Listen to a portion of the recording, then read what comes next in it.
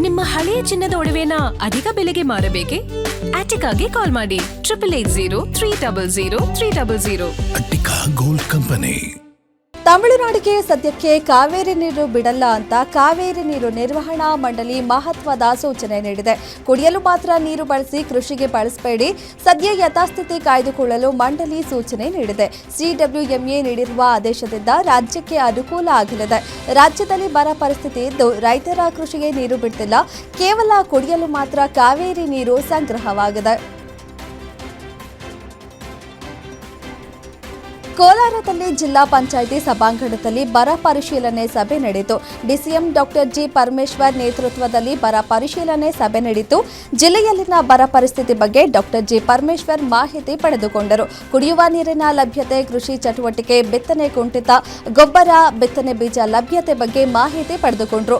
ಸಭೆಯಲ್ಲಿ ಜಿಲ್ಲೆಯ 6 ತಾಲೂಕಿನ ಶಾಸಕರು, ಓರ್ವ ಎಂಎಲ್ಸಿ ಭಾಗಿಯಾಗಿದ್ದರು. ಸಭೆಯಲ್ಲಿ ಜಿಲ್ಲಾಧಿಕಾರಿ, ಎಸ್ಪಿ, ಸಿಇಒ, ಜಿಲ್ಲಾ ಮಟ್ಟದ ಅಧಿಕಾರಿಗಳು ಭಾಗಿಯಾಗಿದ್ದರು. 30% ಆಗಸ್ಟ್ ನಲ್ಲಿ ಮ್ಯಾಕ್ಸಿಮಮ್ 70% ನಮ್ಮ ಪ್ರಶ್ನೆ ಬಹಳ ವ್ಯಾಲಿಡ್ ಸರ್. ಈಗ ನಾವು ಒಂದು ಪಾಯಿಂಟ್ ಮಾಯಿಶ್ಚರ್ ಕಂಟೆಂಟ್ ತಗೊಂಡು ದಟ್ ಇಸ್ ಒನ್ ಥಿಂಗ್.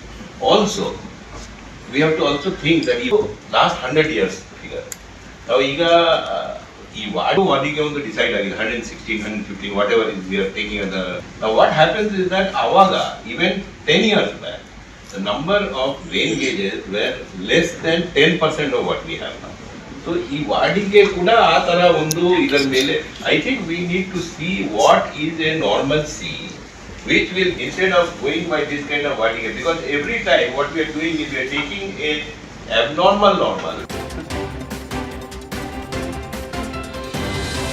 ರಾಜ್ಯದಲ್ಲಿ ಮುಂಗಾರು ಮಳೆ ಕೈಕೊಟ್ಟ ಹಿನ್ನೆಲೆ ಧಾರವಾಡ ಜಿಲ್ಲೆಯಾದ್ಯಂತ ಭೀಕರ ಬರದ ಪರಿಸ್ಥಿತಿ ಎದುರಾಗಿದೆ. ಧಾರವಾಡ ತಾಲೂಕಿನ ಕಬ್ಬೇನೂರ ಗ್ರಾಮದಲ್ಲಿ ಮಳೆ ಇಲ್ಲದೆ ಒಣಗುತ್ತಿದ್ದ ಬೆಳೆಯನ್ನ ರೈತ ನಾಶಪಡಿಸಿದ್ದಾನೆ. 16 ಎಕರೆ ಜಮೀನಿನಲ್ಲಿ ಬೆಳೆದಿದ್ದ ಹೆಸರು, ಉದ್ದು ಬೆಳೆಯನ್ನ ಮಲ್ಲಿಕಾರ್ಜುನ ಕರಡಿಗುಡ್ಡ ರೈತ ನಾಶ ಮಾಡಿದ್ದಾನೆ. ಇನ್ನು ಎಕರೆಗೆ 10 ರಿಂದ 20 ಸಾವಿರ ಖರ್ಚು ಮಾಡಿ ರೈತ ಬೆಳೆ ಬೆಳೆದಿದ್ದ. ಇನ್ನು ಸರ್ಕಾರ ಬರಗಾಲ ಅಂತ ಘೋಷಣೆ ಮಾಡಬೇಕು ಅಂತ ಜಿಲ್ಲೆಯ ರೈತರು ಆಗ್ರಹಿಸಿದ್ದಾರೆ.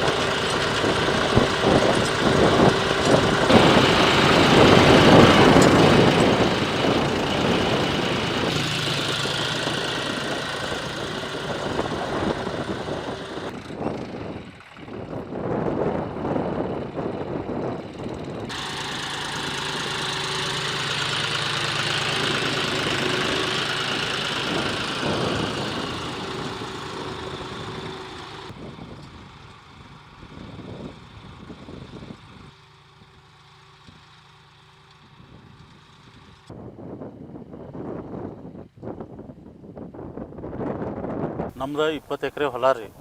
20 ಎಕರೆ ಒಳಗೆ 16 ಎಕರೆ ನಾವು ಉದ್ದು ಹರಗಾಕತ್ತೀವಿ ರೀ.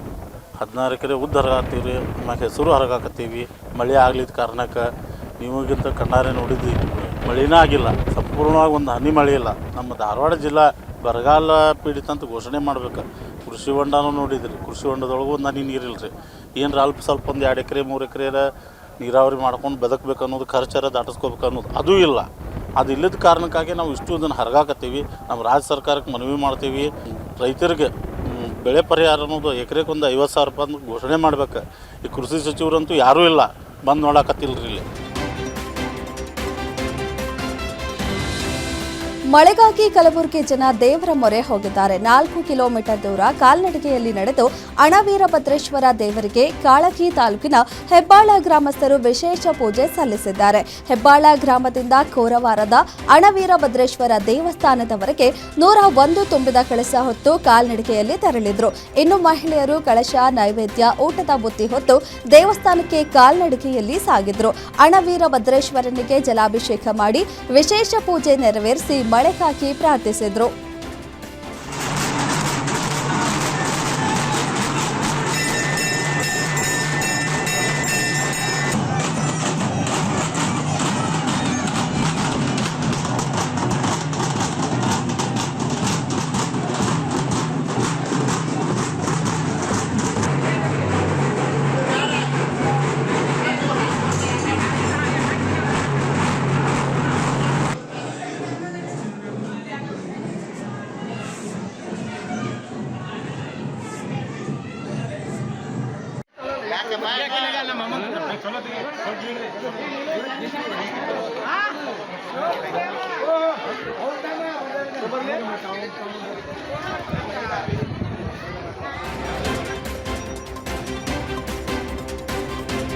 ಮುಂಗಾರು ಕೈಕೊಟ್ಟ ಹಿನ್ನೆಲೆ ಬಾಗಲಕೋಟೆ ಜಿಲ್ಲೆ ಬಾದಾಮಿ ತಾಲೂಕಿನ ಕೆರಕಲಮಟ್ಟಿ ಗ್ರಾಮದಲ್ಲಿ ಮಹಿಳೆಯರು ಹಾಡಿ ಕುಣಿದು ಗುರ್ಜಿ ಪೂಜೆ ಮಾಡಿ ವಿಶೇಷ ಪೂಜೆ ಸಲ್ಲಿಸಿದ್ದಾರೆ.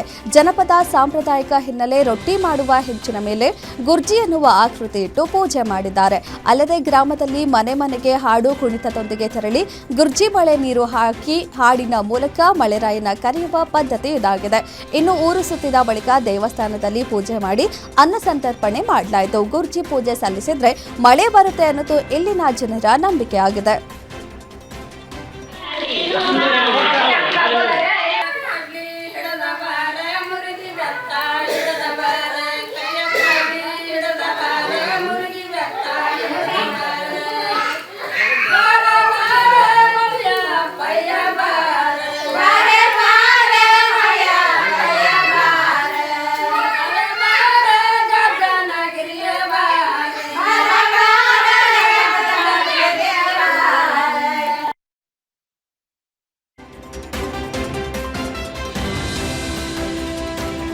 ಸಚಿವ ಸಂಪುಟ ವಿಸ್ತರಣೆ 2 ದಿನ ಮುಂದೋಗಬಹುದು ಅಂತ ಮಾಜಿ ಸಚಿವ ದಿನೇಶ್ ಗುಂಡೂರಾವ್ ಪ್ರತಿಕ್ರಿಯೆ ಕೊಟ್ಟಿದ್ದಾರೆ. ಚಿಕ್ಕಮಗಳೂರಿನಲ್ಲಿ ಮಾತನಾಡಿದ ಅವರು, ಸಚಿವ ಸಂಪುಟ ರಚನೆ ಎಂದಾಗ ಕೆಲವರ ಹೆಸರು ಕೈ ಬಿಡಬೇಕಾಗತ್ತೆ, ಕೆಲವರನ್ನ ಸೇರಿಸಿಕೊಳ್ಳಬೇಕಾಗತ್ತೆ. ಹೊಸ ಜನರಿಗೂ ಅವಕಾಶ ನೀಡಬೇಕು. ಹಿರಿಯರು ಇದ್ದಾರೆ, ಕೆಲವರಿಗೆ ಅವಕಾಶ ಸಿಕ್ಕಿಲ್ಲ. ವರಿಷ್ಠರು ಏನು ತೀರ್ಮಾನ ಮಾಡ್ತಾರೋ ಅದರ ಪ್ರಕಾರ ನಾವು ಹೋಗಬೇಕು. ಪಕ್ಷದ ವರಿಷ್ಠರು ಸಂಪುಟ ವಿಸ್ತರಣೆ ಬಗ್ಗೆ ತೀರ್ಮಾನ ಮಾಡ್ತಾರೆ, ಜವಾಬ್ದಾರಿ ಕೊಡ್ತಾರೆ, ಮಾಡ್ತೀವಿ ಅಂತ ಹೇಳಿದ್ರು. ಯಾರು ಬೇಕಾದ್ರಿಂದ, ಯಾಕಂದ್ರೆ ಇದು ಯಾರು ಇದೊಂಥರ ಬಹಳ ದೊಡ್ಡ ಒಂದು ದೊಡ್ಡ ರೀತಿಯಾಗಿ ಇವತ್ತು ಬೆಳವಣಿಗೆ ಆಗಿದೆ. ಮತ್ತು ಅದರಿಂದ ನಿನ್ನೆ ಚರ್ಚೆ ಮಾಡೋಕ್ಕೆ ಖಂಡಿತ ನೀವೇ ನೋಡಿದ್ದೀರ. ನಿನ್ನೆ ಎಲ್ಲ ಪಾರ್ಲಿಮೆಂಟಲ್ಲಿ ಆಗಿದೆ, ಮತ್ತೆ ಹೊರಗಡೆ ಬಂದು ಪ್ರತಿಭಟನೆ ಮಾಡಿದ್ದಾರೆ. ಇದೆಲ್ಲ ನಡೆದಿರ್ತಕ್ಕಂಥದ್ದು. ಅದರಿಂದ ಬಹುಶಃ ಇನ್ನು 1-2 ದಿವಸ ಮುಂದಕ್ಕೆ ಹೋಗ್ಬೋದೇನು, ನನಗೆ ನೋಡಿ ಅದ್ರ ಬಗ್ಗೆ ನಾನೇ ಮಾತಾಡೋಕೆ ಹೋಗಲ್ಲ. ಅದು ಅಲ್ಲಿ ತೀರ್ಮಾನ ಮಾಡ್ತಾರೆ. ಅದೇ ಏನು ಯಾವ ತರ ತೀರ್ಮಾನ ಮಾಡಬೇಕು ವರಿಷ್ಠರು ಕುತ್ಕೊಂಡು ಮಾಡ್ತಾರೆ. ನಾನು ಅದ್ರ ಬಗ್ಗೆ ಏನು ಹೇಳಕ್ ಹೋಗಲ್ಲ. ಕೊಡ್ಬೋದು, ಯಾರು ಬೇಕಾದ್ರೂ ಕೊಡ್ಬೋದು. ಯಾರಿಗೆ ಅವಕಾಶಗಳು ಸಿಗ್ತದೆ ಸಿಗೋದಿಲ್ಲ ಹೇಳಕ್ಕಾಗಲ್ಲ, ಎಲ್ರಿಗೂ ಸಿಗೋದಕ್ಕೆ ಸಾಧ್ಯ ಇಲ್ಲ. ಅದಕ್ಕೋಸ್ಕರ ರಾಜ್ಯದಲ್ಲಿ ಬರ ಇದ್ರೂ ಶಾಸಕರು ಡೆಲ್ಲಿ ಟೂರ್ ಮಾಡ್ತಾ ಇದ್ದಾರೆ ಎಂಬ ಆರ್ ಅಶೋಕ್ ಹೇಳಿಕೆ ವಿಚಾರಕ್ಕೆ ಸಂಬಂಧಿಸಿದಂತೆ ಚಿಕ್ಕಬಳ್ಳಾಪುರದಲ್ಲಿ ಡಿಸಿಎಂ ಡಾಕ್ಟರ್ ಜಿ ಪರಮೇಶ್ವರ್ ತಿರುಗೇಟು ಕೊಟ್ಟಿದ್ದಾರೆ.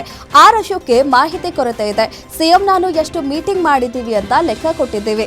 ಬೆಂಗಳೂರು ಅಷ್ಟೇ ಅಲ್ಲ, ಜಿಲ್ಲೆ ತಾಲೂಕು ಕೇಂದ್ರ ಸ್ಥಾನಗಳಿಗೆ ನಾವೇ ಹೋಗಿದ್ದೀವಿ. ಕಂದಾಯ ಸಚಿವರು ಹೋಗಬೇಕಾಗಿರುವ ಸ್ಥಳಗಳಿಗೆ ಮುಖ್ಯಮಂತ್ರಿಗಳೇ ಬಂದಿದ್ದಾರೆ. ತುಮಕೂರು, ಚಿತ್ರದುರ್ಗ, ಬೆಳಗಾವಿಯಲ್ಲಿ ಸಭೆ ನಡೆಸಿದ್ದೇವೆ. ಆರ್ ಅಶೋಕ್ಗೆ ಮಾಹಿತಿ ಕೊರತೆ ಇದೆ, ಸ್ವಲ್ಪ ತಿಳಿದುಕೊಂಡ್ರೆ ಒಳ್ಳೆಯದು ಅಂತ ಹೇಳಿದ್ರು. ಇರಬೇಕು, ಯಾಕೆಂದ್ರೆ ನಾವು ಮುಖ್ಯಮಂತ್ರಿಗಳು ನಾನು ಎಷ್ಟು ಇಲ್ಲಿವರೆಗೆ ಎಷ್ಟು ಮೀಟಿಂಗ್ ಮಾಡಿದ್ದೀವಿ ಅಂತ ಲೆಕ್ಕ ಕೊಡ್ತೀವಿ ಅವರಿಗೆ. ಬೆಂಗಳೂರಿನಲ್ಲಿ ಮಾಡೋದು ಅಷ್ಟೇ ಅಲ್ಲ, ನಾವು ಜಿಲ್ಲೆಗಳಿಗೆ ಮತ್ತು ಡಿವಿಷನ್ಸ್ಗೆ ಮುಖ್ಯಮಂತ್ರಿಗಳು ನಾನು ನೇರವಾಗಿ ನಾವೇ ಹೋಗಿದ್ದೀವಿ. ಮುಖ್ಯಮಂತ್ರಿಗಳು ಯಾವತ್ತೂ ಕೂಡ ಕಂದಾಯ ಸಚಿವರು ಹೋಗಿ ಮಾಡ್ಕೊಂಡು ಬರ್ತಾರೆ, ಆದರೆ ಮುಖ್ಯಮಂತ್ರಿಗಳೇ ಬಂದಿದ್ದಾರೆ. ನಾನು ಗುಲ್ಬರ್ಗಾದಲ್ಲಿ ಡಿವಿಷನ್ ಮೀಟಿಂಗ್ ಮಾಡಿದ್ದೀವಿ, ಬೆಳಗಾಂನಲ್ಲಿ ಡಿವಿಷನ್ ಮೀಟಿಂಗ್ ಮಾಡಿದ್ದೀವಿ. ಆಮೇಲೆ ನಾನು ದೆಹಲಿಯಿಂದ ಶಾಸಕಿ ನಯನಾ ಮೋಟಮ್ಮ ನಗುಮುಖದಲ್ಲೇ ಬೆಂಗಳೂರಿಗೆ ಎಂಟ್ರಿ ಕೊಟ್ಟಿದ್ದಾರೆ. ದೇವನಹಳ್ಳಿ ಕೆಂಪೇಗೌಡ ಏರ್ಪೋರ್ಟ್ನಲ್ಲಿ ಪ್ರತಿಕ್ರಿಯೆ ನೀಡಿದ ನಯನಾ ಮೋಟಮ್ಮ, ಹೊಸ ಮುಖಗಳಿಗೆ ಮಹಿಳೆಯರಿಗೆ ಆದ್ಯತೆ ನೀಡುವ ಪ್ರಯತ್ನ ನಡೆದಿದೆ. ಪಕ್ಷದಲ್ಲಿ ಮಹಿಳೆಯರು ಇರುವುದೇ ಕಡಿಮೆ, ಎಷ್ಟು ಮಹಿಳೆಯರಿಗೆ ಕೊಡ್ತಾರೋ ಅಷ್ಟು ಒಳ್ಳೆಯದು. ಮಹಿಳಾ ಮೀಸಲಾತಿ ಜಾರಿಯಲ್ಲಿದೆ, ಹೀಗಾಗಿ ಮೀಸಲಾತಿ ಜಾರಿಗೆ ತರುವಲ್ಲಿ ಪಕ್ಷ ಸಜ್ಜಾಗಬೇಕು ಅಲ್ವಾ ಅಂತ ಹೇಳಿದ್ರು. ಸಂಪುಟದಲ್ಲಿ ಮಹಿಳೆಯರಿಗೆ ಹೆಚ್ಚಿನ ಆದ್ಯತೆ ಕೊಟ್ಟರೆ ಒಳ್ಳೆಯದಾಗುತ್ತೆ. ಖಾತೆ ಹಂಚಿಕೆ ವಿಚಾರ ಸಂಬಂಧ ಹೈಕಮಾಂಡ್ ಫಾರ್ಮುಲಾ ಕೊಟ್ಟಿದ್ದಾರೆ. ಅದರ ಬಗ್ಗೆ ವರಿಷ್ಠರು ಸಿಎಂ, ಮಾಜಿ ಸಿಎಂ, ಕೆಪಿಸಿಸಿ ಅಧ್ಯಕ್ಷರ ಬಳಿ ಮಾತನಾಡಿದ್ದಾರೆ. ಯಾವಾಗ ಹೈಕಮಾಂಡ್ ಕರೀತಾರೆ ಆಗ ಸಚಿವ ಸಂಪುಟ ವಿಸ್ತರಣೆ ಆಗುತ್ತೆ ಅಂತ ಹೇಳಿದ್ದಾರೆ. ಅವ್ರು ನಿರ್ಧಾರ ತಗೊಂತಾರೆ, ಒಳ್ಳೆ ನಿರ್ಧಾರ ನಮ್ಮ ಪಕ್ಷದ ಪರವಾಗಿ, ನಮ್ಮ ಸರ್ಕಾರದ ಪರವಾಗಿ ತಗೊಂತಾರೆ ಅಂತ ನಾನು ಆ ಒಂದು ಆಸೆ ಇಟ್ಕೊಂಡಿದ್ದೀನಿ. ಅವರಿಗೆ ಒಂದು ಅವಕಾಶ ಕೊಟ್ರೆ ಖಂಡಿತ ನನಗೂ ಒಂದು ಅವಕಾಶ ಕೊಡಿ ಅಂತ.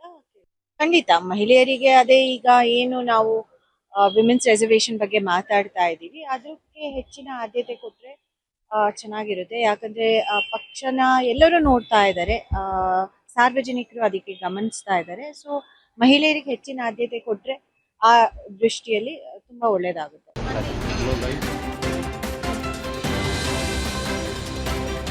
ಬಿಡದಿ ಟೌನ್ಶಿಪ್ ಯೋಜನೆ ವಿಚಾರಕ್ಕೆ ಸಂಬಂಧಿಸಿದಂತೆ ರಾಜ್ಯ ಸರ್ಕಾರ 2ನೇ ಹಂತದ ಅಂತಿಮ ಅಧಿಸೂಚನೆ ಹೊರಡಿಸಿದ್ದು, ಜಿಡಿಬಿಯ ಅಧಿಕಾರಿಗಳು ರೈತರಿಗೆ ನೋಟಿಸ್ ನೀಡಿದ್ದಾರೆ.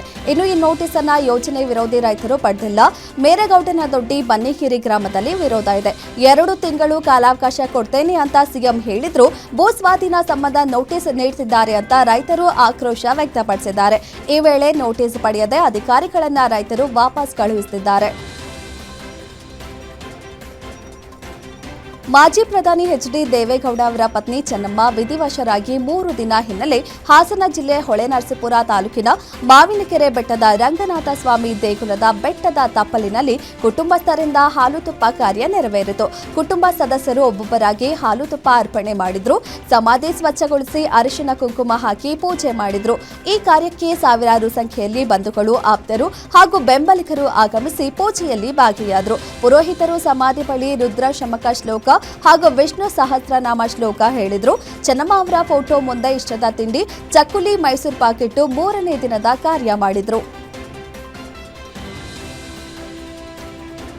ಬೆಂಗಳೂರು ಮೈಸೂರು ಹೈವೇ ಟೋಲ್ ದರ ಏರಿಕೆಯಾಗಿದೆ. NHAI ಟೋಲ್ ದರ ಸುಮಾರು 3% ಏರಿಕೆಯಾಗಿದೆ. ಕಾರು ಟೋಲ್ 180ರಿಂದ 185 ರೂಪಾಯಿಗೆ ಏರಿಕೆಯಾಗಿದ್ದು, ಭಾರೀ ವಾಹನಗಳ ಟೋಲ್ಗೂ ದರ ಕೂಡ ಏರಿಕೆಯಾಗಿದೆ. ಕಣಿಮಿಣಿಕೆ ಶೇಷಗಿರಿಹಳ್ಳಿ ಟೋಲ್ನಲ್ಲಿ ಹೊಸ ದರ ಜಾರಿಯಾಗಿದ್ದು, ಕಾರ್, ಜೀಪ್, ವ್ಯಾನ್ ಟೋಲ್ 180 ರೂಪಾಯಿ ಆಗಿದೆ. ಇನ್ನು ಸ್ಥಳೀಯ ಮಾಸಿಕ ಪಾಸ್ 360 ರೂಪಾಯಿಗೆ ನಿಗದಿಯಾಗಿದೆ. ಬೆಂಗಳೂರು ನಿಡಘಟ್ಟ NH 275 ಸಂಚರಿಸುವ ವಾಹನಗಳಿಗೆ ಈ ದರ ಅನ್ವಯವಾಗಿದೆ. ಇನ್ನು ಮಸ್ತಾಪುರ ಟೋಲ್ ಪ್ಲಾಜಾದಲ್ಲೂ ಇಂದಿನಿಂದ ಹೊಸ ದರ ಜಾರಿಯಾಗಿದ್ದು, ಕಾರು, ಜೀಪು, ವ್ಯಾನ್ ಟೋಲ್ ದರ 45 ರೂಪಾಯಿಗೆ ಏರಿಕೆಯಾಗಿದೆ. ರಿಟರ್ನ್ ಜರ್ನಿಗೆ 70 ರೂಪಾಯಿ ನಿಗದಿ ಮಾಡಲಾಗಿದೆ. ಸ್ಥಳೀಯ ನೋಂದಾಯಿತ ವಾಹನಗಳಿಗೆ ರಿಯಾಯಿತಿ ದರ ಮುಂದುವರಿಕೆಯಾಗಿದ್ದು, NHAIನಿಂದ ಸಾರ್ವಜನಿಕ ಪ್ರಕಟಣೆ ಹೊರಡಿಸಲಾಗಿದೆ. ಜಿಬಿಎ ಇಂಜಿನಿಯರ್ಗಳ ಮೇಲೆ ಮಾರಣಾಂತಿಕ ಹಲ್ಲೆ ಕೇಸ್ಗೆ ಸಂಬಂಧಿಸಿದಂತೆ ಜಿಬಿಎ ಇಂಜಿನಿಯರ್ಗಳಿಗೂ ಬಾಡಿ ಕ್ಯಾಮೆರಾ ನೀಡುವಂತೆ ಜಿಬಿಎ ಚೀಫ್ ಇಂಜಿನಿಯರ್ಗಳು ಸರ್ಕಾರಕ್ಕೆ ಮನವಿ ಮಾಡಿದ್ದಾರೆ. ಸಂಚಾರಿ ಪೊಲೀಸರಿಗೆ ನೀಡಿದಂತೆ ನಮಗೂ ಬಾಡಿ ಕ್ಯಾಮೆರಾ ನೀಡಿ, ಬಾಡಿ ಕ್ಯಾಮೆರಾ ಇದ್ರೆ ಇಂತಹ ಸಮಯದಲ್ಲಿ ಅನುಕೂಲ ಆಗುತ್ತೆ. ನಿನ್ನೆ ಘಟನೆಯ ವಿಡಿಯೋ ಮಾಡ್ತಿದ್ರೆ ಯಾರಿಗೂ ಗೊತ್ತಾಗ್ತಿರ್ಲಿಲ್ಲ. ಯಾರದ್ದೋ ಮೊಬೈಲ್ನಲ್ಲಿ ವಿಜುವಲ್ ಸೆರೆ ಆಗಿದ್ದಕ್ಕೆ ವಿಚಾರ ಗೊತ್ತಾಗಿದೆ. ಹೀಗಾಗಿ ಸರ್ಕಾರ ಇಂಜಿನಿಯರ್ಗಳಿಗೂ ಬಾಡಿ ಕ್ಯಾಮೆರಾ ನೀಡಲು ಮನವಿ ಮಾಡಲಾಗಿದೆ. ಥರ ಒಂದು ಬಾಡಿ ಕ್ಯಾಮ್ರಾ ಹಾಕೊಂಡಿದ್ದಾರೆ. ಆ ಥರದ ಕ್ಯಾಮ್ರಾ ನಮಗೆ ಫೀಲ್ಡ್ ಲೆವೆಲ್ನಲ್ಲಿ ನಿರಂತರ ಇರುವ ಅಧಿಕಾರಿಗಳಿಗೆ ಕೊಟ್ಟರೆ, ಇಂಥ ಇದಕ್ಕೆ ಹೋಗಬೇಕಾದ್ರೆ ನಾವು ಸೆನ್ಸಿಟಿವ್ ಏರಿಯಲ್ಲಿ ಹೋಗಬೇಕಾದ್ರೆ ನಮಗೆ ಅದು ಅನುಕೂಲ ಆಗುತ್ತೆ. ನಾಟ್ ಓನ್ಲಿ ಇದು ಬೇರೆ ವರ್ಕ್ಗೂ ಅನುಕೂಲ ಆಗುತ್ತೆ.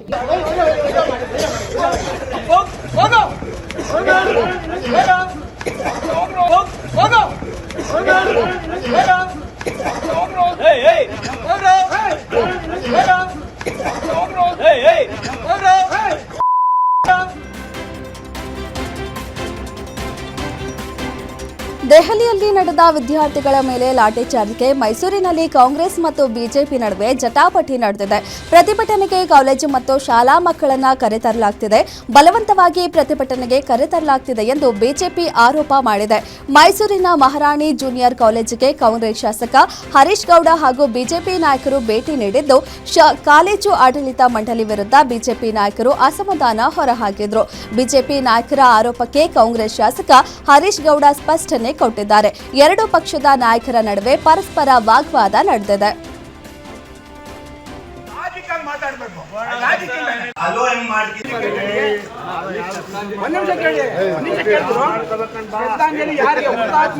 ವಿದ್ಯಾರ್ಥಿಗಳಿಗೆ ಪ್ರೇರಣೆ ಕೊಡ್ಬೇಕಾದ್ರೆ ಯಾರು ಫೋಟೋ ಹಾಕ್ಬೇಕು?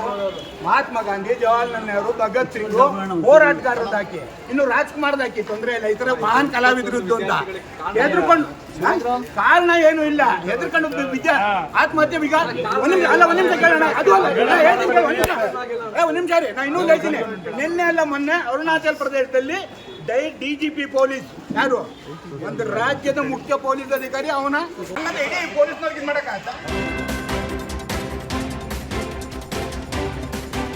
ಮೈಸೂರಿನ ಚಾಮುಂಡಿ ಬೆಟ್ಟದಲ್ಲಿ 2,000 ಟಿಕೆಟ್ ಹೆಸರಲ್ಲಿ ಗೋಲ್ಮಾಲ್ ನಡೀತಿದೆ. 2025ರ ಸಾಲಿನಲ್ಲಿ ಭಕ್ತರಿಗೆ ಕೊಡಲಾಗಿದ್ದ 2,000 ರೂಪಾಯಿ ಟಿಕೆಟ್ನಲ್ಲಿ ಭ್ರಷ್ಟಾಚಾರದ ವಾಸನೆ ಬಡಿತಿದೆ. ಸಾಮಾಜಿಕ ಕಾರ್ಯಕರ್ತ ಅರವಿಂದ್ ಶರ್ಮಾ ಪಡೆದ ಮಾಹಿತಿ ಹಕ್ಕಿನಲ್ಲಿ ಭ್ರಷ್ಟಾಚಾರ ನಡೆದಿರೋದು ಬಯಲಿಗೆ ಬಂದಿದೆ. ಚಾಮುಂಡೇಶ್ವರಿ ವಿಗ್ರಹಕ್ಕೆ 22 ಲಕ್ಷ, ಬಟ್ಟೆ ಬ್ಯಾಗ್ಗೆ 7 ಲಕ್ಷ, ಲಾಡು ಪ್ರಸಾದಕ್ಕೆ 6 ಲಕ್ಷ, ನೀರಿನ ಬಾಟ್ಲಿಗೆ 4 ಲಕ್ಷ, ಕುಂಕುಮಕ್ಕೆ 20,000 ಖರ್ಚು ಮಾಡಲಾಗಿದೆ. ಅಲ್ಲದೆ 2025ನೇ ಸಾಲಿನ 2,000 ಟಿಕೆಟ್ ಖರೀದಿಸಿದ್ದ ಪ್ರಸಾದನ ಕಿಟ್ಗಾಗಿ ಚಾಮುಂಡೇಶ್ವರಿ ದೇವಾಲಯ ಅಭಿವೃದ್ಧಿ ಪ್ರಾಧಿಕಾರ ಖರ್ಚು ಮಾಡಿದೆ. ಪ್ರಸಾದದ ಕಿಟ್ನಲ್ಲಿ ಅವ್ಯವಹಾರ ನಡೆದಿರುವ ಹಿನ್ನೆಲೆ ಸಾಮಾಜಿಕ ಕಾರ್ಯಕರ್ತ ಅರವಿಂದ್ ಶರ್ಮಾ ತನಿಖೆಗೆ ಆಗ್ರಹಿಸಿದ್ದಾರೆ. ಶಿವಾಜಿನಗರದಲ್ಲಿ ಅಧಿಕಾರಿಗಳ ಮೇಲೆ ಹಲ್ಲೆ ಪ್ರಕರಣಕ್ಕೆ ಸಂಬಂಧಿಸಿದಂತೆ ತಲೆಮರೆಸಿಕೊಂಡಿದ್ದ ಆರೋಪಿ ಬಸವರಾಜ್ ಪಡುಕೋಣೆ ಅರೆಸ್ಟ್ ಆಗಿದ್ದಾನೆ. ಆರೋಪಿ ಬಸವರಾಜ್ ಪಡುಕೋಣೆ ಹಿಂದೆ ಕ್ರಿಮಿನಲ್ ಹಿಸ್ಟರಿ ಇದೆ. ನಮ್ಮ ಕರ್ನಾಟಕ ಸೇನೆಯ ರಾಜ್ಯಾಧ್ಯಕ್ಷರಾಗಿರುವ ಈ ಬಸವರಾಜ್ ಸಂಘಟನೆ ಹೆಸರಲ್ಲಿ ಹೋರಾಟ ಗಲಾಟೆಗಳು ಮಾಡ್ತಿದ್ದ. ಇದೇ ರೀತಿ ಗಲಾಟೆಗಳನ್ನು ಮಾಡಿ ಕೇಸ್ ಹಾಕಿಸಿಕೊಂಡಿದ್ದಾನೆ. ಈತನ ಮೇಲೆ ನಗರದ ಹಲವು ಠಾಣೆಗಳಲ್ಲಿ ಕ್ರಿಮಿನಲ್ ಕೇಸ್ಗಳು ಇವೆ. ಅಷ್ಟೇ ಅಲ್ಲದೆ ಶಿವಾಜಿನಗರ ಬಸ್ ನಿಲ್ದಾಣ ಸೇರಿದಂತೆ ಫುಟ್ಪಾತ್ ಮೇಲಿನ ಅಂಗಡಿ ಮಾಲೀಕರಿಂದ ಹಫ್ತಾ ವಸೂಲಿ ಮಾಡ್ತಿದ್ದ. ಫುಟ್ಪಾತ್ ತೆರವಾದ್ರೆ ಬರೋ ಹಣ ತಪ್ಪಿ ಹೋಗುತ್ತೆ ಎಂದು ಪೂರ್ವ ನಿಯೋಜಿತವಾಗಿ ಬಸವರಾಜ್ ರೆಡಿಯಾಗಿದ್ದ ಎಂದು ತನಿಖೆಯಲ್ಲಿ ಗೊತ್ತಾಗಿದೆ. ಮೂಲ ಸೌಕರ್ಯಕ್ಕೆ ಆಗ್ರಹಿಸಿ ಬಾಗಲಕೋಟೆ ಜಿಲ್ಲೆ ಬೀಳಗೆ ಪಟ್ಟಣದ ತಹಶೀಲ್ದಾರ್ ಕಚೇರಿ ಎದುರು ನೇಕಾರರು ಪ್ರತಿಭಟನೆ ನಡೆಸಿದರು. ಕಾಲಿಕೊಡ, ಬುಟ್ಟಿ, ಮರಳು ಸಮೇತ ವಿನೂತನ ಧರಣಿ ನಡೆಸಿ ರಸ್ತೆ ಚರಂಡಿ, ಕುಡಿಯುವ ನೀರು ಕಲ್ಪಿಸುವಂತೆ ಒತ್ತಾಯಿಸಿದರು. ನೀಲಕಂಠ ದೇವಸ್ಥಾನದಿಂದ ತಹಶೀಲ್ದಾರ್ ಕಚೇರಿವರೆಗೆ ಪ್ರತಿಭಟನಾ ಮೆರವಣಿಗೆ ನಡೆಯಿತು. ಭಾರತೀಯ ಕಿಸಾನ್ ಸಂಘದಿಂದ ಪ್ರತಿಭಟನೆಗೆ ಬೆಂಬಲ ನೀಡಲಾಯಿತು. ಸ್ಥಳೀಯ ಅಧಿಕಾರಿಗಳ ನಿರ್ಲಕ್ಷ್ಯಕ್ಕೆ ಪ್ರತಿಭಟನಾಕಾರರು ತೀವ್ರ ಆಕ್ರೋಶ ವ್ಯಕ್ತಪಡಿಸಿದರು. ಡಿಸಿಗೆ ಮನವಿ ಕೊಟ್ಟು 20 ದಿನ ಕಳೆದರೂ ಸ್ಪಂದನೆ ಸಿಕ್ಕಿಲ್ಲ. ಸಮಸ್ಯೆ ಬಗೆಹರಿಸುವವರೆಗೂ ಪ್ರತಿಭಟನೆ ನಡೆಸಲು ತೀರ್ಮಾನ ಮಾಡಿದ್ದಾರೆ. ಅಕ್ರಮ ಬಾಂಗ್ಲಾ ವಲಸಿಗರಿಗೆ ಮಂಡ್ಯ ಜಿಲ್ಲೆ ಹಾಟ್ಸ್ಪಾಟ್ ಆಯ್ತಾ ಎಂಬ ಪ್ರಶ್ನೆ ಕಾಡ್ತಿದೆ. ನಾಗಮಂಗಲ ತಾಲೂಕಿನಲ್ಲಿ ಸುಮಾರು 2,000ಕ್ಕೂ ಹೆಚ್ಚು ಅಕ್ರಮ ವಲಸಿಗರು ಇರುವ ಬಗ್ಗೆ ಶಂಕೆ ವ್ಯಕ್ತವಾಗಿದ್ದು, ಈ ಬಗ್ಗೆ ಸೂಕ್ತ ಪರಿಶೀಲನೆ ನಡೆಸುವಂತೆ ರಾಜ್ಯ ಚುನಾವಣಾ ಆಯೋಗ ಸೇರಿ ಪೊಲೀಸ್ ಇಲಾಖೆಗೆ ಮಂಡ್ಯದ ಆರ್ಟಿಐ ಕಾರ್ಯಕರ್ತ ಕೆಆರ್ ರವೀಂದ್ರ ದೂರು ಕೊಟ್ಟಿದ್ದಾರೆ. ನಾಗಮಂಗಲ ತಾಲೂಕಿನಲ್ಲಿರುವ ಕೋಳಿ ಫಾರ್ಮ್, ಫೀಡ್ಸ್ ಕಾರ್ಖಾನೆ ಸೇರಿ ಕೈಗಾರಿಕಾ ಪ್ರದೇಶದಲ್ಲಿ ಕೂಲಿ ಕಾರ್ಮಿಕರಾಗಿ ಅಕ್ರಮ ಬಾಂಗ್ಲಾ ವಲಸಿಗರು ಕೆಲಸ ಮಾಡ್ತಿರೋ ಆರೋಪ ಕೇಳಿಬಂದಿದೆ. ಇವೆಲ್ಲರೂ ಅಕ್ರಮವಾಗಿ ಬಂದು ಇಲ್ಲಿ ನಕಲಿ ಆಧಾರ್ ಕಾರ್ಡ್ ಮಾಡಿಸಿಕೊಂಡು ಜೀವನ ನಡೆಸುತ್ತಿದ್ದಾರೆ ಎಂಬ ಆರೋಪ ಕೂಡ ಇದೆ. ಇವರ ಮೂಲ ದಾಖಲೆ ಪರಿಶೀಲನೆ ಮಾಡಿ ಸೂಕ್ತ ಕ್ರಮ ಕೈಗೊಳ್ಳುವಂತೆ ಒತ್ತಾಯಿಸಿದ್ದಾರೆ. ಮಂಡ್ಯ ಜಿಲ್ಲೆ ನಾಗಮಂಗಲ ತಾಲೂಕಿನಲ್ಲಿ ಸ್ಟಾರ್ ಕಂಪನಿಯ ಫೀಡ್ಸ್ ಫ್ಯಾಕ್ಟ್ರಿ ಮತ್ತು ಕೋಳಿ ಫಾರಂಗಳು ಮತ್ತು ಇತರ ಕೈಗಾರಿಕಾ ಘಟಕಗಳು 700 ಎಕರೆ ವ್ಯಾಪ್ತಿನಲ್ಲಿದ್ದಾವೆ. ಈ 700 ಎಕರೆ ವ್ಯಾಪ್ತಿಯಲ್ಲಿರ್ತಕ್ಕಂಥ ಸ್ಟಾರ್ ಕಂಪನಿಯ ವಿವಿಧ ಹೆಸರುಗಳಲ್ಲಿರ್ತಕ್ಕಂಥ ಕಂಪ್ನಿಗಳಲ್ಲಿ ಏನು ಉತ್ತರ ಭಾರತದ ವಾಸಿಗಳು ಅಂತೇಳಿ ಬಾಂಗ್ಲಾದೇಶದ ವಲಸಿಗರು ಸುಮಾರು 2,000ಕ್ಕಿಂತ ಹೆಚ್ಚಿನ ಕೂಲಿ ಕಾರ್ಮಿಕರು ಅಲ್ಲಿ ಕೂಲಿ ಕಾರ್ಮಿಕರಾಗಿ ಕೆಲಸ ನಿರ್ವಹಣೆ ಮಾಡ್ತಾ ಇದ್ದಾರೆ. ಈಗ SIR ನಡೀತಾ ಇದೆ. ಈ ಸಂದರ್ಭದಲ್ಲಿ ನಾನು ಚುನಾವಣಾ ಆಯೋಗ ಮತ್ತು ಮುಖ್ಯ ಚುನಾವಣಾಧಿಕಾರಿ, ಮುಖ್ಯ ಕಾರ್ಯದರ್ಶಿ ಮತ್ತು ಜಿಲ್ಲಾಧಿಕಾರಿಗಳು ಮತ್ತು ಮಂಡ್ಯ ಜಿಲ್ಲಾ ಪೊಲೀಸ್ ವರಿಷ್ಠಾಧಿಕಾರಿಗಳಿಗೆ ನಾನು ಈ ಬಗ್ಗೆ ತನಿಖೆ ಮಾಡಿ ಅಂತೇಳಿ ದೂರನ್ನು ಕೊಟ್ಟಿದ್ದೇನೆ.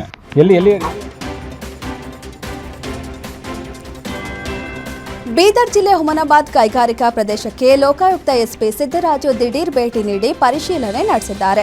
ಕಾರ್ಖಾನೆಗಳಿಂದ ವಾಯು ಮತ್ತು ಜಲ ಮಾಲಿನ್ಯ ಉಂಟಾಗ್ತಿದೆ ಎಂಬ ದೂರು ಬಂದ ಹಿನ್ನೆಲೆ ರಾಜ್ಯ ಮಾಲಿನ್ಯ ನಿಯಂತ್ರಣ ಮಂಡಳಿ, ತಹಶೀಲ್ದಾರ್ ಸೇರಿದಂತೆ ವಿವಿಧ ಇಲಾಖೆಗಳ ಅಧಿಕಾರಿಗಳೊಂದಿಗೆ ಜಂಟಿ ಕಾರ್ಯಾಚರಣೆ ನಡೆಯಿತು. R chemical, Satyadeepa farm, Virupaksha organics, Karnataka paper, Radisson lab limited ಕಾರ್ಖಾನೆಗಳಿಗೆ ಭೇಟಿ ನೀಡಿ ದಾಖಲೆ ಪರಿಶೀಲಿಸಿದರು. ಈ ವೇಳೆ ಪಿಸಿಬಿ ನಿಯಮಗಳನ್ನು ಉಲ್ಲಂಘಿಸಿದ ಕಾರ್ಖಾನೆಗಳ ಮೇಲೆ ಲೋಕಾಯುಕ್ತ ಎಸ್ಪಿ ಗರಂ ಆದರು. ದೇವನಹಳ್ಳಿ ತಾಲೂಕಿನ ಕನ್ನಮಂಗಲ ಗ್ರಾಮದಲ್ಲಿ ರಸ್ತೆ ಅವ್ಯವಸ್ಥೆ ಆಗಿದೆ. ಸುಮಾರು 30ಕ್ಕೂ ಹೆಚ್ಚು ಗ್ರಾಮಗಳಿಗೆ ಸಂಪರ್ಕ ಕಲ್ಪಿಸುವ ರಸ್ತೆಗೆ ಗ್ರಹಣ ಬಡಿದಿದ್ದು, ಚೆನ್ನಾಗಿದ್ದ ರಸ್ತೆ ಕಿತ್ತು ಹಾಕಿದ ಅಧಿಕಾರಿಗಳು ಉದ್ದಟತನ ತೋರಿದ್ದಾರೆ ಅಂತ ಜನರು ಆಕ್ರೋಶ ವ್ಯಕ್ತಪಡಿಸಿದ್ದಾರೆ. ರಸ್ತೆ ಕಿತ್ತು 9 ತಿಂಗಳಾದರೂ ರಸ್ತೆ ಮರು ನಿರ್ಮಾಣಕ್ಕೆ ಅಧಿಕಾರಿಗಳು ನಿರ್ಲಕ್ಷ್ಯ ವಹಿಸಿದ್ದು, ಉತ್ತಮ ರಸ್ತೆ ಇಲ್ಲದೆ ಸಾರ್ವಜನಿಕರು, ವೃದ್ಧರಿಗೆ, ವಿದ್ಯಾರ್ಥಿಗಳಿಗೆ ಸಮಸ್ಯೆ ಆಗಿದೆ. ಮಳೆ ಬಂದರೆ ರಸ್ತೆ ಕೆಸರುಗದ್ದೆ ಆಗುತ್ತೆ ಅಂತ ಸ್ಥಳೀಯರು ಆಕ್ರೋಶ ವ್ಯಕ್ತಪಡಿಸಿದ್ದಾರೆ. ಕನ್ನಮಂಗಲ ಪಂಚಾಯಿತಿ ಮೂಲಭೂತ ಸೌಲಭ್ಯಗಳನ್ನು ಕಲ್ಪಿಸುತ್ತಿಲ್ಲ. ಕನ್ನಮಂಗಲ ಗ್ರಾಮಕ್ಕೆ ರಸ್ತೆ ಭಾಗ್ಯ ಕೊಡಿ ಅಂತ ಸ್ಥಳೀಯರು ಆಗ್ರಹಿಸಿದ್ದಾರೆ. ಚಿಕ್ಕೋಡಿ ಆರ್ಟಿಒ ಕಚೇರಿಯಲ್ಲಿ ಹಣ ವಸೂಲಿ ಆರೋಪ ಕೇಳಿಬಂದಿದೆ. ಡ್ರೈವಿಂಗ್ ಲೈಸೆನ್ಸ್ ಫೋಟೋ ನವೀಕರಣ ಹೆಸರಿನಲ್ಲಿ ಚಿಕ್ಕೋಡಿಯ ಕಡಕಲಾಟ ಕಚೇರಿಯಲ್ಲಿ ಸಿಬ್ಬಂದಿಯಿಂದ ಹಣ ವಸೂಲಿ ಮಾಡಿದ್ದಾರೆ. ಇನ್ನು ಸಾರ್ವಜನಿಕರು ಆರ್ಟಿಒ ಕಚೇರಿ ಸಿಬ್ಬಂದಿಯ ಕಳ್ಳಾಟವನ್ನ ಬಯಲು ಮಾಡಿದ್ದಾರೆ. ಹಣ ವಸೂಲಿ ಬಗ್ಗೆ ಸಾರ್ವಜನಿಕರು ವಿಡಿಯೋ ಮಾಡಿ ಪ್ರಶ್ನೆ ಮಾಡಿದ್ದಾರೆ. ಪ್ರಶ್ನೆ ಮಾಡಿದ ಸಾರ್ವಜನಿಕರಿಗೆ ವಿಡಿಯೋ ಮಾಡದಂತೆ ಆವಾಜ್ ಹಾಕಿದ್ದಾರೆ. ತರಾಟೆಗೆ ತೆಗೆದುಕೊಂಡ ಬಳಿಕ ಆರ್ಟಿಒ ಸಿಬ್ಬಂದಿ ತಪ್ಪು ಒಪ್ಪಿಕೊಂಡಿದ್ದಾರೆ. ಕಚೇರಿಯಲ್ಲಿ ಹಣ ವಸೂಲಿ ಮಾಡಿದ್ರು ಅಧಿಕಾರಿಗಳು ಕಣ್ಮುಚ್ಚಿ ಕುಳಿತಿದ್ದಾರೆ ಎಂಬ ಪ್ರಶ್ನೆ ಈಗ ಮೂಡಿದೆ. ಇಂತಹ ಭ್ರಷ್ಟರ ವಿರುದ್ಧ ಕ್ರಮ ಕೈಗೊಳ್ಳುವಂತೆ ಸಾರ್ವಜನಿಕರು ಆಗ್ರಹಿಸಿದ್ದಾರೆ. ಪಾದಚಾರಿ ಮೇಲೆ ಕಾರು ಹರಿದು ಭೀಕರ ಅಪಘಾತ ಸಂಭವಿಸಿದ ಘಟನೆ ಚಿತ್ರದುರ್ಗ ಜಿಲ್ಲೆ ಹೊಳಲ್ಕೆರೆ ತಾಲೂಕಿನ ಟಿ ನೂಲೇನೂರು ಗೇಟ್ನಲ್ಲಿ ನಡೆದಿದೆ. ಘಟನೆಯಲ್ಲಿ 38 ವರ್ಷದ ಪ್ರದೀಪ್ ಎಂಬುವರು ಸ್ಥಳದಲ್ಲೇ ಸಾವನ್ನಪ್ಪಿದ್ದಾರೆ. ಇನ್ನು ರಸ್ತೆ ಬದಿ ನಿಂತಿದ್ದ ಮಹಿಳೆಗೆ ಗಂಭೀರ ಗಾಯವಾಗಿದ್ದು, ಚಾಲಕನ ಅತಿ ವೇಗದ ಚಾಲನೆ ವೇಳೆ ನಾಯಿ ಅಡ್ಡ ಬಂದಿದೆ. ನಾಯಿ ತಪ್ಪಿಸಲು ಹೋಗಿ ನಿಯಂತ್ರಣ ತಪ್ಪಿ ಪಾದಚಾರಿಗೆ ಚಾಲಕ ಡಿಕ್ಕಿ ಹೊಡೆದಿದ್ದಾನೆ. ಇನ್ನು ಕಾರು ಹೊಳಲ್ಕೆರೆ ಕಡೆಯಿಂದ ಚಿತ್ರದುರ್ಗಕ್ಕೆ ತೆರಳುತ್ತಿತ್ತು. ಸ್ಥಳಕ್ಕೆ ಚಿತ್ರಹಳ್ಳಿ ಪೊಲೀಸರು ಭೇಟಿ ನೀಡಿ ಪರಿಶೀಲನೆ ನಡೆಸಿದ್ದಾರೆ.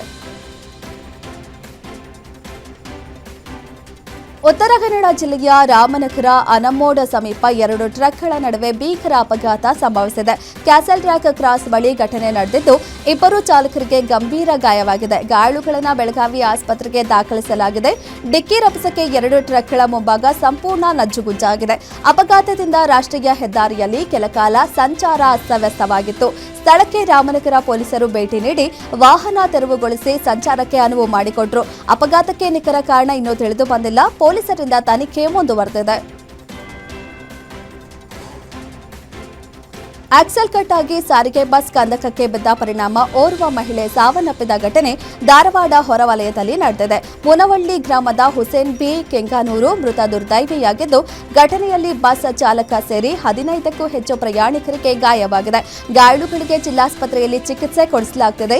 ದಾವಣಗೆರೆಯಿಂದ ಮೀರಜ್ಗೆ ಬಸ್ ಹೊರಟಿದ್ದು, ಬಸ್ ಆಕ್ಸೆಲ್ ಕಟ್ ಆಗಿ ಅಪಘಾತ ಸಂಭವಿಸಿ ಕಂದಕಕ್ಕೆ ಬಿದ್ದಿದೆ.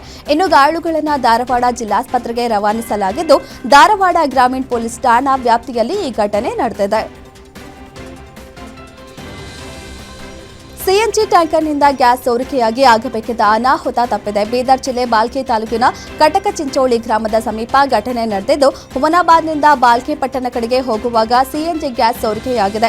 ಗ್ಯಾಸ್ ಸೋರಿಕೆ ಹಿನ್ನೆಲೆ ಕೆಲ ಹೊತ್ತು ಆತಂಕ ಸೃಷ್ಟಿಯಾಗಿತ್ತು. ಕೆಲ ಹೊತ್ತು ಟ್ರಾಫಿಕ್ ಜಾಮ್ ಆಗಿತ್ತು. ಇನ್ನು ಗ್ಯಾಸ್ ಸೋರಿಕೆ ಆಗ್ತಿದ್ದಂತೆ ವಾಹನದಿಂದ ಕೆಳಗಿಳಿದು ಚಾಲಕ ಓಡಿ ಹೋಗಿದ್ದಾನೆ. ಇನ್ನು ಸ್ಥಳಕ್ಕೆ ಬಾಲ್ಕಿ ಮತ್ತು ಹುಮನಾಬಾದ್ ಅಗ್ನಿಶಾಮಕ ಸಿಬ್ಬಂದಿ ದೌಡಾಯಿಸಿ ಗ್ಯಾಸ್ ಸೋರಿಕೆ ತಡೆದು ವಾಹನ ಸಂಚಾರಕ್ಕೆ ಅನುವು ಮಾಡಿಕೊಟ್ರು. ಸ್ಥಳಕ್ಕೆ ಕಟಕ ಚಿಂಚೋಳಿ ಪೊಲೀಸರು ಭೇಟಿ ನೀಡಿ ಪರಿಶೀಲನೆ ನಡೆಸಿದ್ದಾರೆ. ನೆಲಮಂಗಲದಲ್ಲಿ ನಡು ರಸ್ತೆಯಲ್ಲೇ ಹಸುವಿನ ಮೇಲೆ ಕಾಮುಕನೊಬ್ಬ ಅತ್ಯಾಚಾರ ಎಸಗಿ ಕ್ರೌರ್ಯ ಮೆರೆದಿದ್ದಾನೆ. ಸ್ಥಳೀಯ ನಿವಾಸಿ 25 ವರ್ಷದ ನಿಜಾಮುದ್ದೀನ್ ನೀಚ ಕಾಮುಕನಾಗಿದ್ದು, ಪೊಲೀಸರು ಆತನನ್ನ ವಶಕ್ಕೆ ಪಡೆದುಕೊಂಡಿದ್ದಾರೆ. ಇನ್ನು ಕಾಮುಕನ ಹೇಯ ಕೃತ್ಯ ಸಿಸಿಟಿವಿಯಲ್ಲಿ ಸೆರೆಯಾಗಿದ್ದು, ಕಾಮುಕನ ವಿರುದ್ಧ ಕಠಿಣ ಕ್ರಮ ಕೈಗೊಳ್ಳುವಂತೆ ಆಗ್ರಹಿಸಿ ಈ ಪ್ರಕರಣವನ್ನು ಗಂಭೀರವಾಗಿ ಪರಿಗಣಿಸುವಂತೆ ಹಿಂದೂಪರ ಸಂಘಟನೆಗಳು ಒತ್ತಾಯಿಸಿವೆ. ಇದನ್ನ ನಿರ್ಲಕ್ಷಿಸಿದರೆ ನೆಲಮಂಗಲ ಬಂದ್ಗೆ ಕರೆ ನೀಡುವ ಎಚ್ಚರಿಕೆ ಕೊಟ್ಟಿದ್ದಾರೆ. ಈ ಸಂಬಂಧ ನೆಲಮಂಗಲ ಟೌನ್ ಪೊಲೀಸ್ ಠಾಣೆಯಲ್ಲಿ ಪ್ರಕರಣ ದಾಖಲಾಗಿದೆ. ಇನ್ನು ಆರೋಪಿ ವಿರುದ್ಧ ಸೂಕ್ತ ಕ್ರಮ ಕೈಗೊಳ್ಳುವಂತೆ ಸ್ಥಳೀಯರು ಒತ್ತಾಯಿಸಿದ್ದಾರೆ. ರಾಯಚೂರಿನಲ್ಲಿ ಮಗುವಿನ ಮೇಲೆ ಬೀದಿ ನಾಯಿಗಳು ಅಟ್ಟಹಾಸ ಮೆರೆದಿವೆ. ಮಾನ್ವಿ ಪಟ್ಟಣದ ಇಂದಿರಾನಗರದಲ್ಲಿ ಮನೆ ಮುಂದೆ ಆಟ ಆಡ್ತಿದ್ದ 3 ವರ್ಷದ ಮಗು ಇಯಾನ್ ಮೇಲೆ ಬೀದಿ ನಾಯಿಗಳು ಡೆಡ್ಲಿ ಅಟ್ಯಾಕ್ ನಡೆಸಿವೆ. ನಾಯಿ ಕಡಿತಕ್ಕೆ ಮಗುವಿನ ಮುಖ, ಕೈ ಭಾಗದಲ್ಲಿ ರಕ್ತಸಿಕ್ತ ಗಾಯವಾಗಿದ್ದು, ರಾಯಚೂರು ರಿಮ್ಸ್ ಆಸ್ಪತ್ರೆಗೆ ದಾಖಲಿಸಿ ಚಿಕಿತ್ಸೆ ನೀಡಲಾಗುತ್ತಿದೆ. ನಾಯಿ ದಾಳಿ ವೇಳೆ ಪೋಷಕರು ಬಿಡಿಸಿದ್ರು. ಬೀದಿ ನಾಯಿಗಳು ಮಗುವನ್ನ ಬಿಡದೆ ಅಟ್ಟಹಾಸ ಮೆರೆದಿವೆ. ಪುರಸಭೆ ವಿರುದ್ಧ ಇಯಾನ್ ಪೋಷಕರು ಆಕ್ರೋಶ ವ್ಯಕ್ತಪಡಿಸಿದ್ದಾರೆ. ಕುಂಬಳಗೋಡು ವೃದ್ಧೆ ಜಯಮ್ಮ ಕೊಲೆ ಪ್ರಕರಣಕ್ಕೆ ಈಗ ಸ್ಫೋಟಕ ಟ್ವಿಸ್ಟ್ ಸಿಕ್ಕಿದೆ. ಬೆಟ್ಟಿಂಗ್ ಆನ್ಲೈನ್ ಚಟಕ್ಕೆ ಬಿದ್ದು ಸಾಲ ಮಾಡಿಕೊಂಡಿದ್ದ ಅಮಿತ್ ಚಿನ್ನಾಭರಣಕ್ಕಾಗಿ ಪಕ್ಕದ ಮನೆಯ ವೃದ್ಧೆಯನ್ನ ಕೊಂದಿದ್ದ. ಕುಂಬಳಗೋಡು ಪೊಲೀಸರಿಂದ ಆರೋಪಿ ಅಮಿತ್ ಈಗ ಅರೆಸ್ಟ್ ಆಗಿದ್ದಾನೆ. ಮಗನಿಗೆ ಫೋನ್ ಮಾಡಿಕೊಡು ಅಂತ ಅಮಿತ್ ಮನೆಗೆ ವೃದ್ಧೆ ಹೋಗಿದ್ರು. ಈ ವೇಳೆ ವೃದ್ಧೆ ಜಯಮ್ಮನ ಕುತ್ತಿಗೆ ಸಿಕ್ಕಿ ಕೊಂದು ಓಲೆ ಚಿನ್ನದ ಸರ ಕಸಿದುಕೊಂಡಿದ್ದ. ಬಳಿಕ ಸೂಟ್ ಕೇಸ್ನಲ್ಲಿ ವೃದ್ಧೆ ಜಯಮ್ಮ ಶವ ಹೊತ್ತೊಯ್ದಿದ್ದ. ಹಗಲಿನಲ್ಲಿ ಸಾಗಿಸಿದ್ರೆ ಅನುಮಾನ ಬರಲ್ಲ ಎಂದು ಪ್ಲಾನ್ ಮಾಡಿದ್ದ. ಬಾಡಿಗೆ ಆಟೋದಲ್ಲಿ ಶವವಿದ್ದ ಸೂಟ್ ಕೇಸ್ ಕೊಂಡೊಯ್ದಿದ್ದ. ಜುಲೈ 15ರಂದು ಕುಟುಂಬಸ್ಥರು ಜಯಮ್ಮ ಮಿಸ್ಸಿಂಗ್ ಕಂಪ್ಲೇಂಟ್ ಕೊಟ್ಟು ಪಕ್ಕದ ಮನೆಗೆ ಜಯಮ್ಮ ಹೋಗ್ತಿದ್ದ ಬಗ್ಗೆ ಪೊಲೀಸರಿಗೆ ತಿಳಿಸಿದ್ರು. ಅನುಮಾನಗೊಂಡು ಅಮಿತ್ನನ್ನ ಕರೆತಂದು ವಿಚಾರಣೆ ನಡೆಸಿದಾಗ ಆರೋಪಿ ಅಮಿತ್ ಕೊಲೆ ವಿಷಯ ಬಾಯ್ಬಿಟ್ಟಿದ್ದಾನೆ. ವೈದ್ಯ ಪತ್ನಿಯಿಂದ ಗಂಡನ ಕೊಲೆ, ಮಗನಿಗೆ ಚಾಕು ಇರಿತ ಪ್ರಕರಣಕ್ಕೆ ಸಂಬಂಧಿಸಿದಂತೆ ಪಾಪಿ ತಾಯಿಂದ ಚಾಕು ದಾಳಿಗೆ ಒಳಗಾದ ಮಗು ಈಗ ಗುಣಮುಖವಾಗಿದೆ. ಧಾರವಾಡದ ಖಾಸಗಿ ಆಸ್ಪತ್ರೆಯಲ್ಲಿ ಚಿಕಿತ್ಸೆ ಪಡೆದಿದ್ದ 8 ವರ್ಷದ ಮಗು ನಿಹೇತ ಚೇತರಿಸಿಕೊಂಡಿದೆ. ಜುಲೈ 15ರಂದು ಗಂಡನನ್ನ ಕೊಲೆಗೈದು ಮಗನಿಗೆ ಪಾಪಿ ತಾಯಿ ಚಾಕು ಹಾಕಿದ್ಲು. ರಕ್ತದ ಮಡುವಿನಲ್ಲಿ ಒದ್ದಾಡ್ತಿದ್ದ ಮಗನ ಪಕ್ಕದಲ್ಲೇ ರಾಕ್ಷಸಿ ತಾಯಿ ಮೊಬೈಲ್ ನೋಡ್ತಾ ಮಲಗಿದ್ಲು.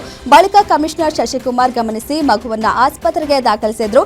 ಕಮಿಷನರ್ ಶಶಿಕುಮಾರ್ ಕಾರ್ಯಕ್ಕೆ ಶ್ಲಾಘನೆ ವ್ಯಕ್ತವಾಗಿದೆ. ಒಂದೇ ಗ್ರಾಮದ ಇಬ್ಬರ ಮಧ್ಯೆ ಗಲಾಟೆಯಾಗಿ ಟೊಮ್ಯಾಟೊ ಕಡ್ಡಿಯಿಂದ ಹೊಡೆದು ವ್ಯಕ್ತಿಯನ್ನ ಕೊಲೆ ಮಾಡಿದ ಘಟನೆ ಕೋಲಾರ ಜಿಲ್ಲೆ ಶ್ರೀನಿವಾಸಪುರ ತಾಲೂಕಿನ ಕೂಲಗುರ್ಕಿ ಗ್ರಾಮದಲ್ಲಿ ನಡೆದಿದೆ. 52 ವರ್ಷದ ವಸಂತಪ್ಪ ಕೊಲೆಯಾದ ದುರ್ದೈವಿಯಾಗಿದ್ದು, ಆಂಜನಪ್ಪ ಎಂಬುವರಿಂದ ಕೊಲೆ ಆರೋಪ ಕೇಳಿಬಂದಿದೆ. ರಾತ್ರಿ ಒಟ್ಟಿಗೆ ಮದ್ಯ ಸೇವಿಸುವಾಗ ಗಲಾಟೆಯಾಗಿ ಕಡ್ಡಿಯಿಂದ ಆಂಜನಪ್ಪ ಹಲ್ಲೆ ಮಾಡಿದ್ದಾನೆ. ಹಲ್ಲೆಗೆ ಒಳಗಾದ ವಸಂತಪ್ಪ ಸ್ಥಳದಲ್ಲೇ ಸಾವನ್ನಪ್ಪಿದ್ದು, ಆಂಜನಪ್ಪ ನಾಪತ್ತೆಯಾಗಿದ್ದಾನೆ. ಶ್ರೀನಿವಾಸಪುರ ಪೊಲೀಸ್ ಠಾಣೆಯಲ್ಲಿ ದೂರು ದಾಖಲಾಗಿದೆ. ಮೈಸೂರು ಜಿಲ್ಲೆಯ ಹುಣಸೂರಿನ ನ್ಯೂ ಮಾರುತಿ ಬಡಾವಣೆಯಲ್ಲಿ ಹೆಂಡತಿ ಮಕ್ಕಳನ್ನ ಕೊಂದು ಹರೀಶ್ ಎಂಬಾತ ಆತ್ಮಹತ್ಯೆ ಮಾಡಿಕೊಂಡ ಪ್ರಕರಣಕ್ಕೆ ಸಂಬಂಧಿಸಿದಂತೆ ಈಗ ಮತ್ತೊಂದು ಡೆತ್ ನೋಟ್ ಪತ್ತೆಯಾಗಿದೆ. ಆಸ್ತಿ ಕುರಿತಾಗಿ ಹರೀಶ್ ಒಂದು ಡೆತ್ ನೋಟ್ ಬರೆದಿದ್ದಾನೆ. ಜೀವನದಲ್ಲಿ ವಿಫಲನಾಗಿದ್ದೇನೆ, ಹೀಗಾಗಿ ಈ ಕೆಲಸ ಮಾಡ್ತಿದ್ದೇನೆ ಎಂದು ಉಲ್ಲೇಖಿಸಿದ್ದಾನೆ. ಮತ್ತೊಂದು ಡೆತ್ ನೋಟ್ನಲ್ಲಿ ನಾನಿಲ್ಲದೆ ನನ್ನ ಹೆಂಡತಿ ಮಕ್ಕಳು ಕಷ್ಟಪಡಬಾರದು, ಹೀಗಾಗಿ ಅವರನ್ನ ಕೂಡ ನನ್ನ ಜೊತೆ ಕರೆದುಕೊಂಡು ಹೋಗ್ತಿದ್ದೇನೆ ಎಂದು ಡೆತ್ ನೋಟ್ನಲ್ಲಿ ಉಲ್ಲೇಖ ಮಾಡಿದ್ದಾನೆ.